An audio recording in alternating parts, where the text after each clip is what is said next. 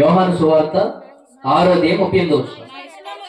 యేసుక్రీస్తు ప్రభువు అంట, నా ఇష్టం నెరవేర్చుకున్నటకు నేను రాలేదు. క్రీస్తు జన్మదినాన్ని మనం తెలుసుకోవాల్సింది ఏంటంటే, యేసుక్రీస్తు ప్రభు వారు నా ఇష్టం నెరవేర్చుకోవడానికి రాలేదు. మరి నాకు చాలా సంతోషాలు ఉన్నాయి ఏమండి. కానీ యేసుక్రీస్తు ప్రభు ఏమన్నారు తెలుసా? ఆయన ఇష్టం నెరవేర్చుకోవడం రాలేదు, అందుకని ఇప్పుడు చేసుకోలేదండి, అందుకే ఆయన పిల్లలు కాలేదండి. ఆయనకంటూ మళ్ళా ఇష్టాలు ఉంటాయండి, ఖచ్చితంగా ఉంటాయి. కానీ ఇష్టాన్ని చంపుకొని కూడా మన కోసం బ్రతికాడండి ప్రభు అయిన యేసుక్రీస్తు వారు. నా ఇష్టం నెరవేర్చుకోవడానికి రాలేదు, నన్ను పంపిన వారి చిత్తము నెరవేర్చడానికి నేను వచ్చాను. ఇదేంటి క్రిస్మస్ కి ఆయన వచ్చింది. యేసుక్రీస్తు వారు బాలుడిగా పుట్టింది ఎందుకో తెలుసా?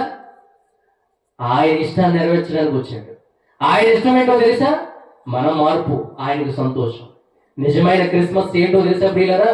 మనం మారడమే నిజమైన క్రిస్మస్. హ్యాపీ క్రిస్మస్ చెప్దామా? Happy Christmas. Okay, thank you.